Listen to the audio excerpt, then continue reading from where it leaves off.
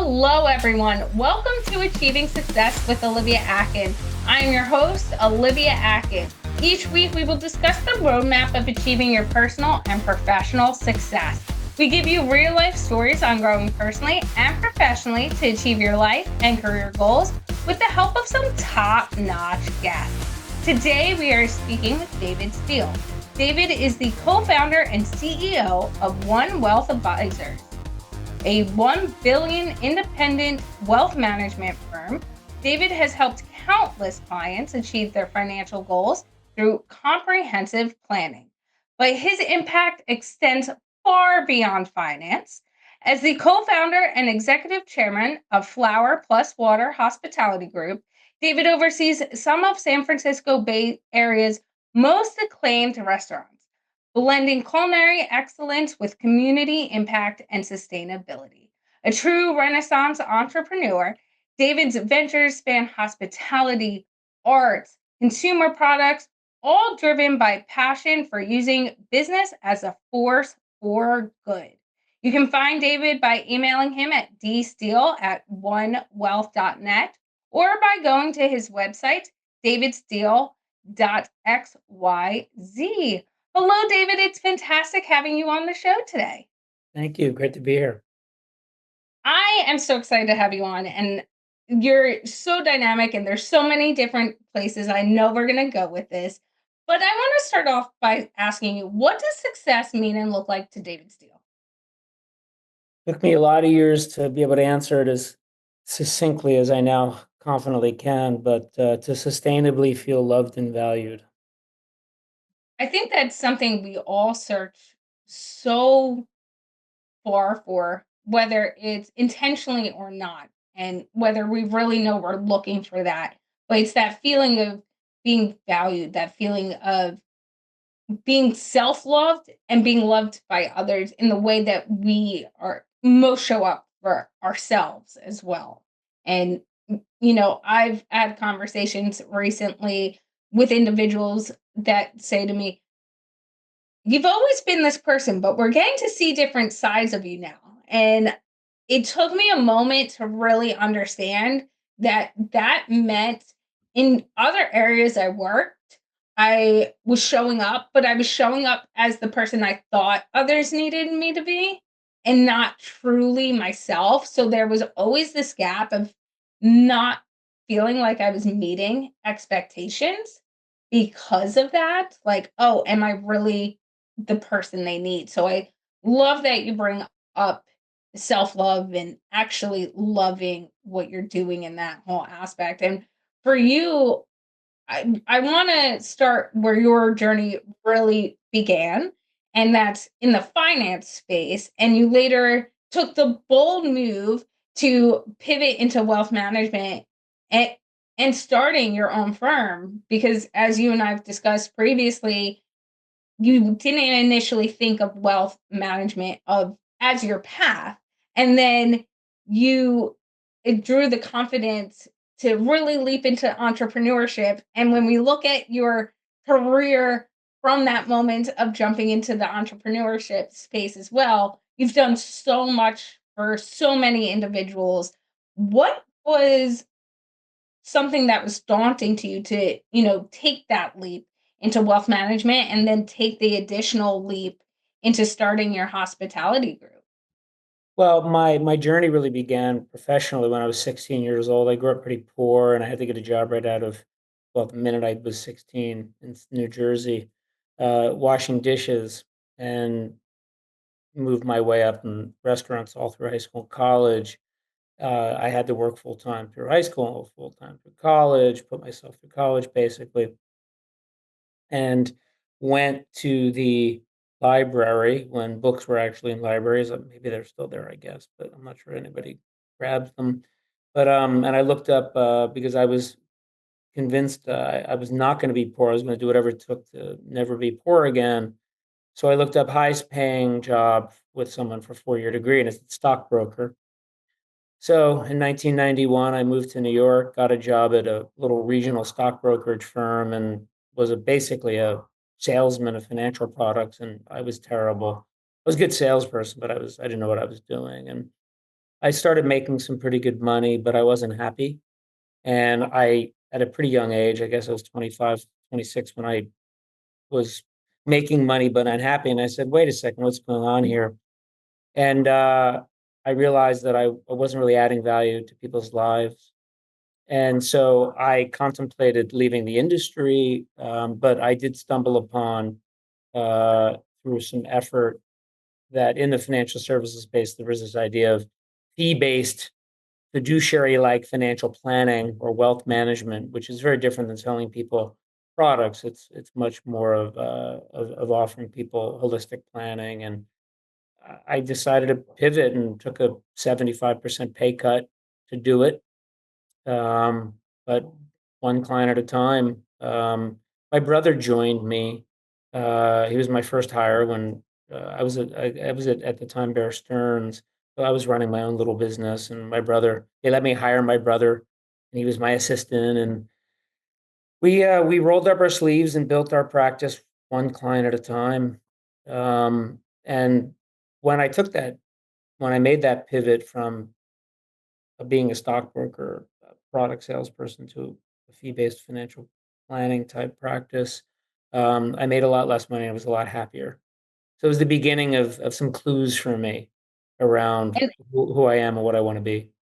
I want to dive into that a little bit because I think, and I'd love to get your opinion on this as well, as so many individuals look where they are now and they want to pivot and they want to do something else, or they're not feeling fulfilled, but they know there's going to be that immediate pay cut before meeting goals or seeing what the potential could be. Mm. And that really gives scarcity to what they're going to do and can hinder a lot of individuals moving forward. So for you, when you made that decision to take the pay cut and to really dive into this and doing it with your brother, what was that mindset for you and how did you push through that to go, okay, get like that will make me more happy. I know it's going to be the pay cut. I might feel it more of an immediate effect than a long-term effect, but it's going to be worth it. And reinforcing that continuously with yourself if you had to. Yeah, I mean, it just so happens that the fundamentals of my life at the time were very uh, appropriate for making such a decision. I sold my apartment in New York. I moved to San Francisco because it's really where I wanted to be, into a little teeny studio that was about as big as the bed that was in it. Paid nothing in rent or as little as I could. And I could do that because I was, single, no kids. And oh, I do business consulting sometimes. I've done 6 or 7 projects where I help an entrepreneur create a company, frankly. And I go through a whole financial planning and fundamentals checklist with them before I say yes. If I meet somebody who has no money in the bank, is debt laden, married with a dependent spouse and 2 kids that are dependent, I tell them, sorry, you can't make this pivot. mhm. So there are there's some fundamentals that have to, I think, be in place when you choose to, and it is a choice when you choose to take on financial responsibility. And I think getting married to somebody who you support and having children who obviously you're going to support and so forth and so on. These are all decisions you make that then chip away at your ability to be an entrepreneur. Let me just say that I think entrepreneurship is glorified in our society, um, wrongfully. Not that there's anything wrong with it. I don't think as many people who want to be and think they should be entrepreneurs quite bluntly have the right personality for it, the right sort of emotional, psychological makeup for it. And I think our society does them an injustice by sort of pushing them towards that. So I want to say that I'm not here to tout being an entrepreneur necessarily to everybody. And you and I've had discussions about this. And before we get too deep into other conversations, I want to bring up what you and I've discussed previously about entrepreneurship. And it's twofold. I think and I hear this a lot of times from people who aren't in the entrepreneurship space, but see it as this such a glorified industry. You get to make your own hours. You could do whatever you want. And I've been told so many times, when they see me traveling, I was recently at a family wedding in Italy, and I was definitely not going to miss that moment for my family. And people saw these pictures online, and I got some comments from people, joking with me of like, "Oh, isn't it so nice you get to travel whenever you want, and this and that." And I said to them, "You do know there's anywhere between a 6 and I live currently in Juneau, Alaska, so my time difference with the time in Italy was 10 hours. So I would not only are you dealing with time zone issues, you want to be present in the moment during family events. We'd get done a family event at 11:30 at night. Guess what? I still got to show up for my clients. I can't check out because if I'm not there, I'm not present, and I'm not representing where what does that demonstrate? And there are certain things only a founder, only that CEO can really take on. And so I was working an additional, like, we'd get home and I'd be up till 3:30 in the morning and get back up at 8 a.m. And it was something people don't see that, but it's something that when you put on that entrepreneurship hat or bodysuit, whatever you want to call it, you have to be mindful of like that is what life looks like. It does look like sometimes being out and doing something and having to take phone calls to solve problems. There's no I'm out of the office mindset, even though people like to say that. But the other aspect I want to talk to you about, because I've loved our conversation previously around this, is understanding when you want to start your own business that that does not mean you totally have to leave your job now. And I you and I are it really depends on the individual and the position they're in to really do that and if it's the best thing. So I'd love to hear your take on people who think, okay, I'm in entrepreneurship. That means quit my job, do this 100% of the time. Yeah, I mean, when I started in finance in 1991, I worked in a restaurant on weekends. Mhm. Had to. So I still had job A while I started job B. And I already told you the story about how I had to, really reduce my lifestyle in order to pivot um, from job B to kind of job C. And then when I created my first restaurant, which I'm imagine we'll talk more about later, um, I sold my apartment because it was 2008. I was trying to raise money.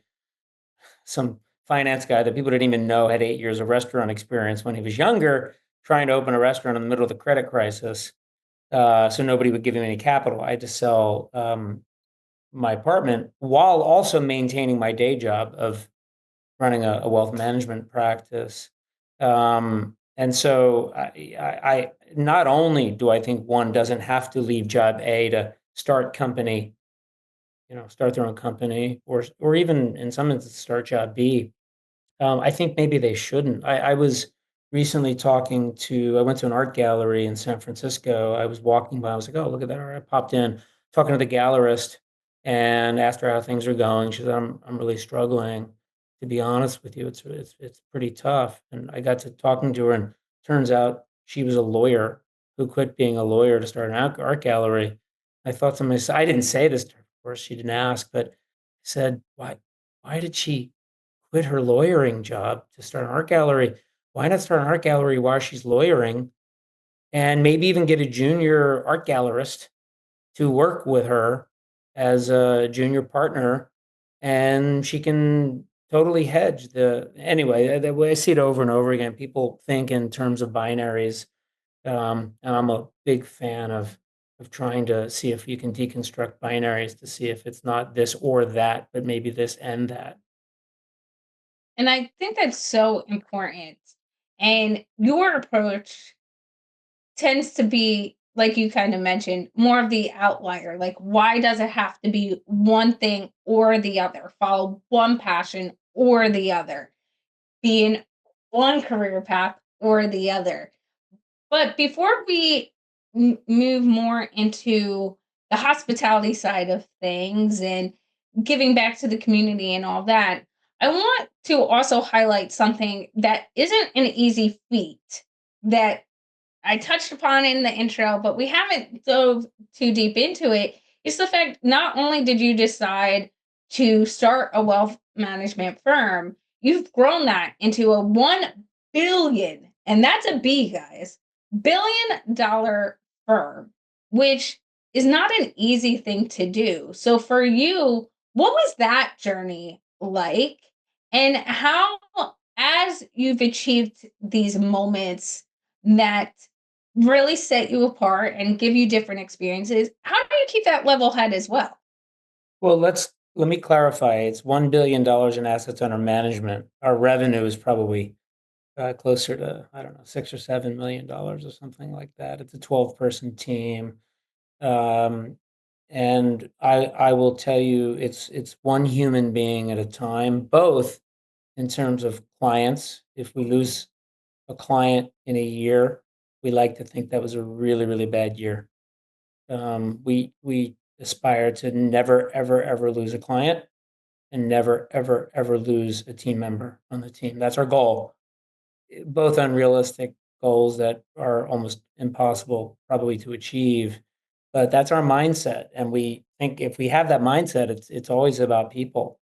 And so we do everything we can to focus on human beings, on people. And it's, the practice really started in 1991. I actually, from my stockbrokering days, I still have some of those clients who are like, oh, you do fee-based wealth management now and you're a fiduciary. I'll stay with you. And so we still have clients from 1991. So it's not, it's a 33-year overnight success. But we grow, I think, at something north of 20% a year, and we haven't picked up the phone or done any marketing or sales of any sort in over 15 years, because our attitude has always been the best way to sell is to have your clients tell everybody in their sphere about how great you are and let them do the selling for you. And that allows you to not take time away from your client to go into sales and marketing mode. You just focus and obsess over your client's needs, and they'll do the selling for you. And that's in fact what's happened. So that's how we grew our company from zero to almost $1.1 billion in assets under management in 33 years. And it's something that I think you really highlight well is understanding that people come first. And I think, and from what I've heard you say countless amount of times, is it's all about the people. It's about having the right people, empowering the right people, in whether that's a client or a team member, but also understanding people's skill sets, what they're looking to do, and really being able to have that dialogue.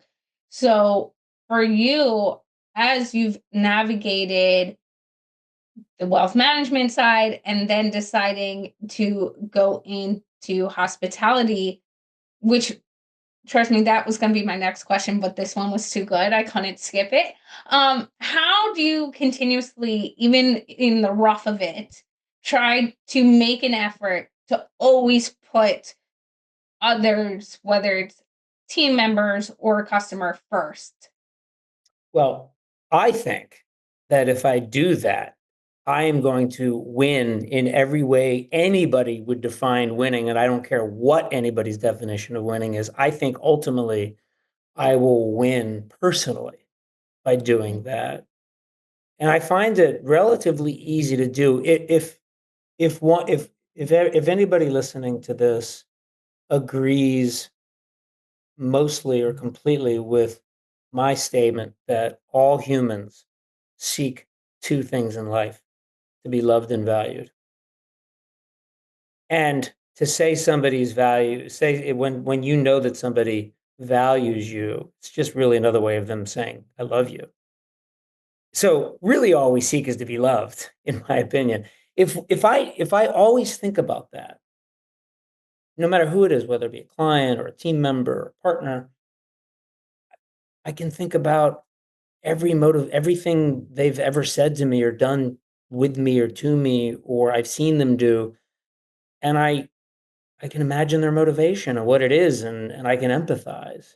So I don't know. I'm rambling, I guess, a little bit here, but I just it's people. It's always people. And I think that's really important, and I personally don't think you're rambling, so if I don't think it, I think you're good. But that being said, there's always has to be those hard conversations as well, right? No one's ever perfect. I'm not perfect, I could say that. And I'm not scared to admit that. We all have our days and our moments. But when you're people focused, and like you were saying, you really got to think of the whole dynamic of the person that's in front of you. Even when you have to have hard conversations, how do you approach that as well?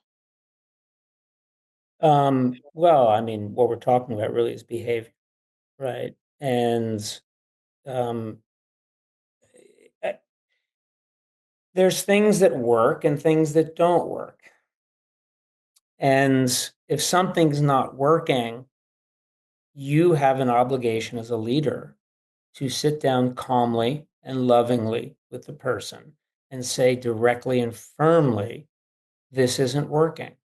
What can we do to work on this thing? And at some point in time, occasionally, fortunately for me, rarely, almost never, do you get to the point where you realize that those types of conversations are going nowhere and, the relationship has to end. Um, and that's happened for me professionally with people that have worked with me and for me on a few occasions. And it's frankly happened with a few clients as well, where, because we it's the customer for sure comes first, second, third, fourth, and 10th, but there has to be mutual respect as well. I would almost certainly conclude that behavior that is not working is likely because of dis-ease that person feels in their life that they haven't addressed.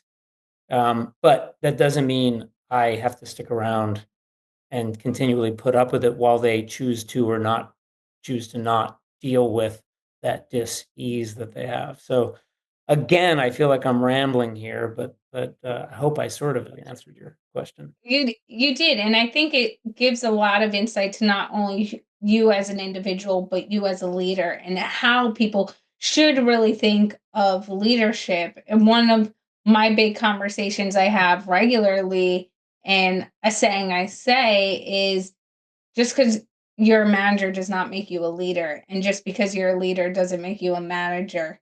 And I think it's really important to understand that a job title does not make you a leader.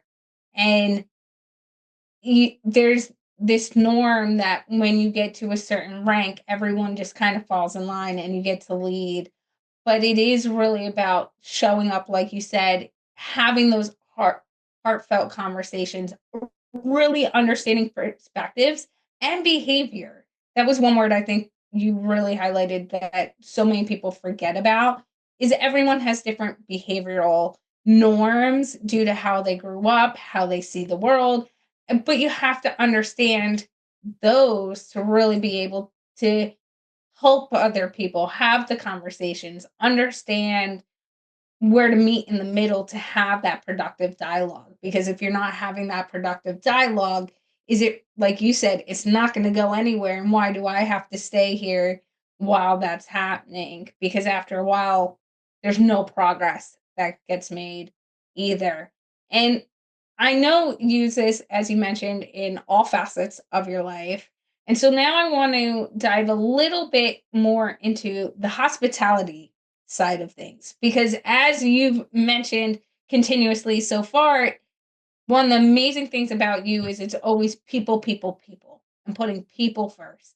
And whether that's with financial means or then deciding to go into the hospitality space, What made you decide through your time doing your wealth management firm, now's the right time that I want to put on another hat, not take one off, as you mentioned, put on an additional hat and go through this journey of starting a restaurant and growing that into a hospitality for a group? And what has that been like for you? Well, when I was working in restaurants through high school and college, I mean, I probably, if I had worked for different restaurant groups that were more financially successful, I might have gone straight into restaurants. But the uh, the people that I worked for generally were very talented chefs who were putting out a great product, but were not successful financially. They didn't have any financial security. So I observed people that were essentially starving artists, and so I didn't have confidence that I could have financial security for myself by going straight into the restaurant space. And but I did have this nagging feeling that there could be, in fact, a healthy tension between artisanship and financial sustainability and best business practices, et cetera, and that they weren't mutually exclusive. So I go into, like I told you before, being a stockbroker, pivoting to being a fee-based wealth management type practice. Um, Brought my brother on. He and I brought some other people on to our team as we grew, and had written a business plan for my first restaurant that ultimately was called Flower and Water. Didn't have a name for it at the time, but I'd sketched out a business plan for it years before I ever opened it.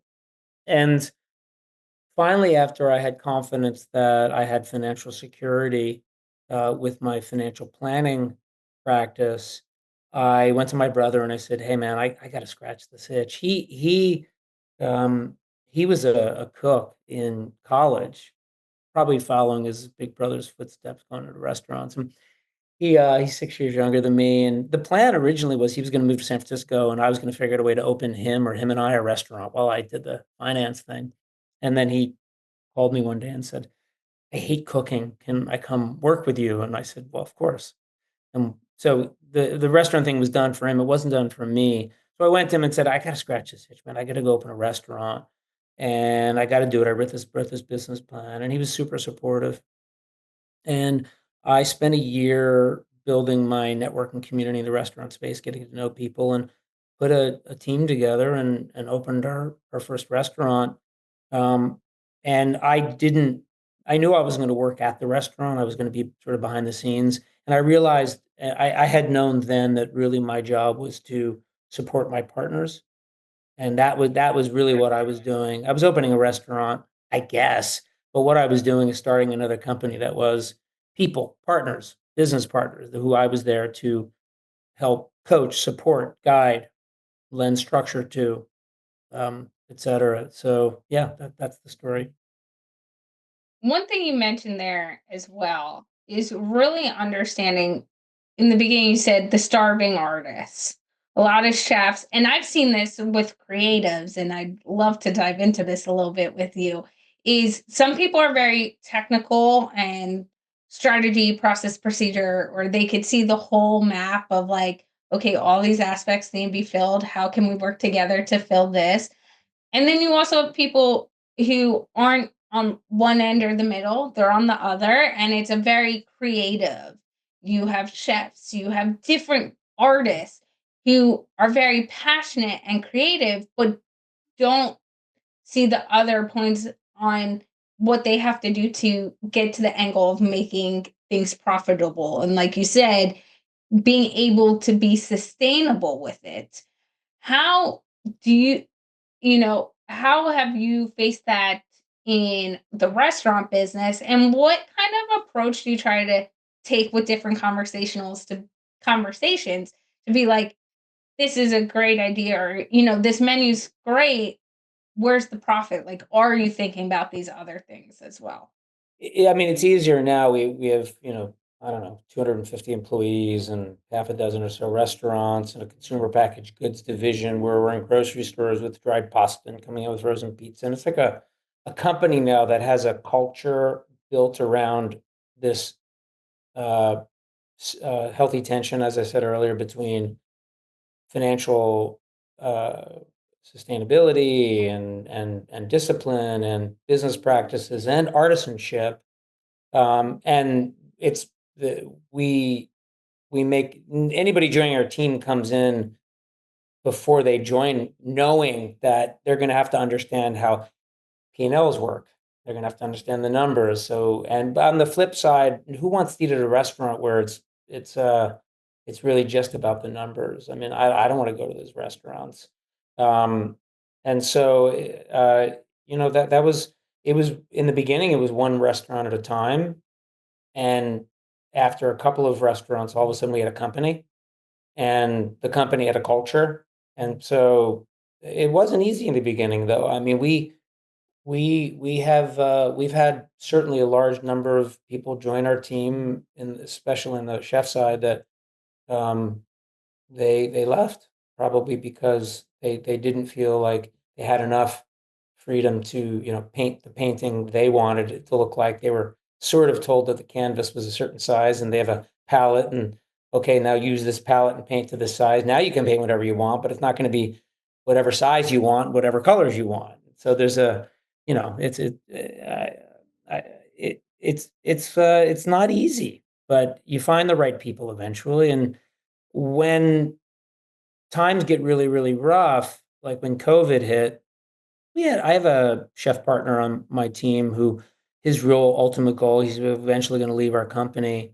and start his own restaurant because he wanted to have, multi-Michelin starred restaurant to go on his own. COVID hit and he came to us and said, I finally realized I get enough of that itch scratched through this company and allowing the creativity, but man, it feels comfy to know that we're going to be around forever because we're so disciplined financially. So you eventually find the right people, but you stick to your guns and you can't privilege one over the other.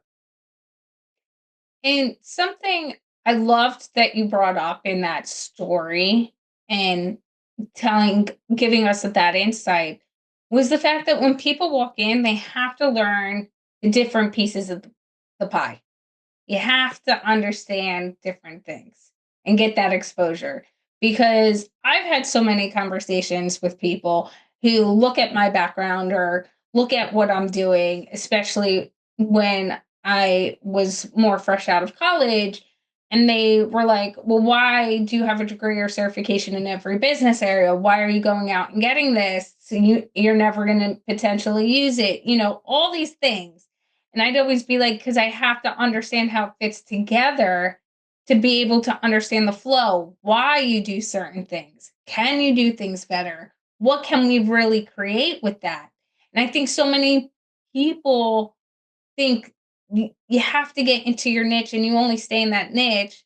And for some people, it could be true, but I think there's such a power and an advantage when a organization or an individual comes and goes, okay, you got to learn all of it. You got to see all of it. You got to understand these different aspects to then take the next step. So for you, what was the decision like going, okay, you have to understand all of this? Yeah, and why you want people to get that different perspective.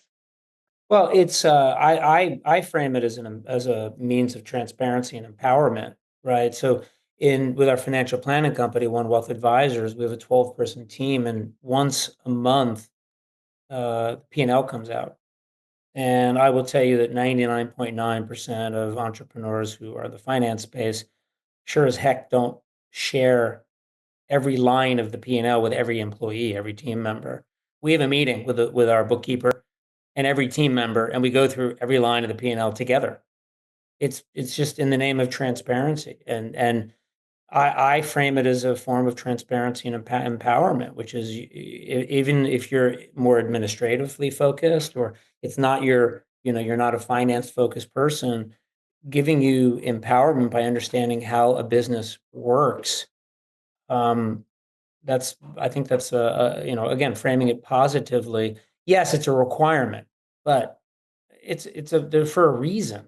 It's a loving requirement. And the same thing with our restaurant company. I mean, we have our the leaders of each restaurant sit down monthly and go through every line of the P&L together. And I would say that 9 out of 10 of them who were with restaurants prior to working with us had never even seen a P&L before, which it's like we have higher level chefs that had important executive roles at previous restaurants that had never looked at a P&L before. It's fascinating to me. So again, it's very much necessary, it's required, but we frame it as an form of empowerment and transparency. And I love how you say that because I think having transparency not only provides empowerment, but it also provides trust and communication between individuals and really also opens the door for collaboration and communication of like, hey, this is where we're at. This is what it is. Are there ideas? Are there things we could be it goes both ways. And I think it allows for so many different forms. So for you, a- as you've seen this, and you mentioned earlier as well, which I want to touch upon, is sometimes you coach and consult with people who want to do their own businesses. How do you guide them to understand the importance of transparency and really understanding the different facets that go into their business and the importance of them? Well, again, it comes back to people. And the first thing I would coach anybody on that wants to be an entrepreneur is to understand it doesn't matter what business you're launching. What you're doing is you're creating an organization of people. And the more you embrace that, I think, and I've never actually scaled a business. I mean, the restaurant company, Flower and Water Hospitality Group is, like I said, I think around 250 employees with a pretty decent sized business. So we're trying to scale it to be actually much bigger. But I've never actually personally scaled the business in a monumental way. But I look at, if I had more time and energy, I'd write a book called Debunking the Polymath, which is I've heard often about Elon Musk and Steve Jobs and other people who have mastered these seemingly radically different areas and therefore they're a polymath. And what I would say is nope, they figured one thing out: how to get a bunch of people to coalesce around an idea. So if you go back and look at everything Steve Jobs and Elon Musk have done, go look and you're going to see them getting people to coalesce around them and an idea. And it just so happens they did that more than once, more than a few times. That's it. That's the polymath in business, as far as I'm concerned. So I would share with any entrepreneur that you're going to be working for yourself or with yourself, or you're always going to be small, and you're probably not going to love your life quite as much as you could as if you shared ownership in the thing you're creating, agency and equity and the concept, the idea, the business, what you're doing, training people, nurturing and developing them to grow, and the business grows along with them. And you elevate yourself ultimately to the point where you're able to hopefully delegate out most tasks, where ultimately your job, which is pretty much my job now, is really just coaching my business partners. And I love that, and I think it's a great way to start wrapping up because it really demonstrates and embodies so much of what we've talked about here.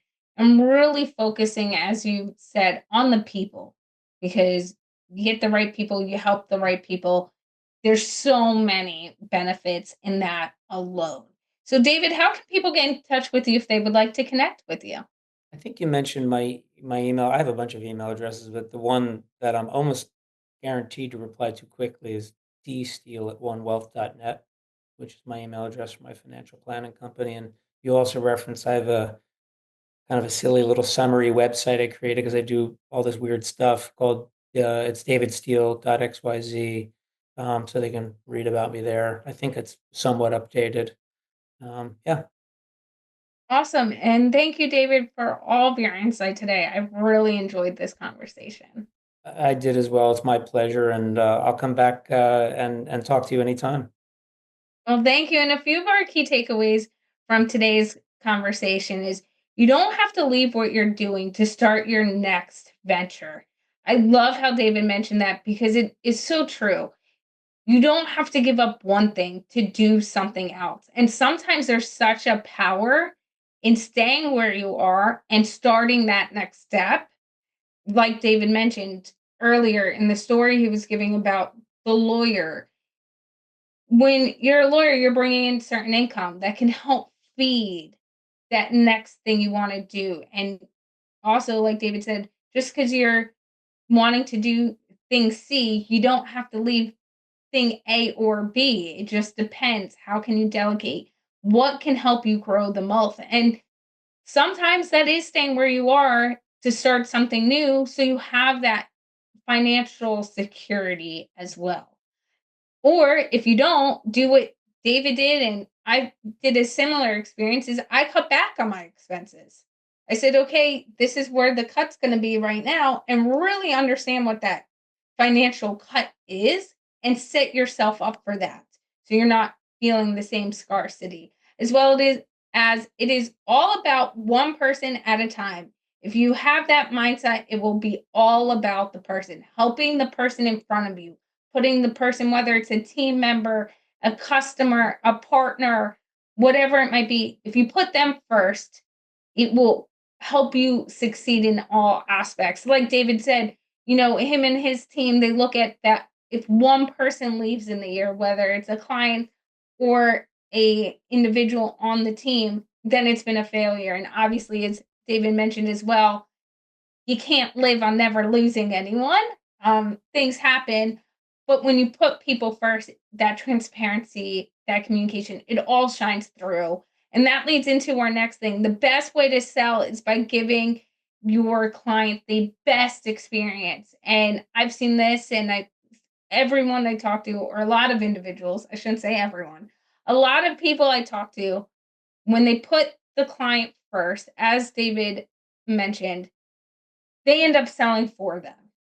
They get to talk about the great experiences. They want to refer. People want to help other people. And when they know that they can count on the service they're recommending, putting their name out on the line, it goes tenfold, especially with your community.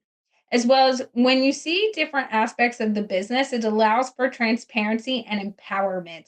I love this tip David provided. And I'm challenging everyone who's business owners or not, who might be leaders in their fields or in their roles, start having that transparency. Have those monthly meetings, like David mentioned, that he does with his team, and really not just empower others, allow for that transparency to shine through. Maybe it'll bring up hard conversations sometimes, but out of hard conversations come great conversation and great paths forward. This was a great episode with our top-notch guest, David Steele. Thank you for listening and have a successful day.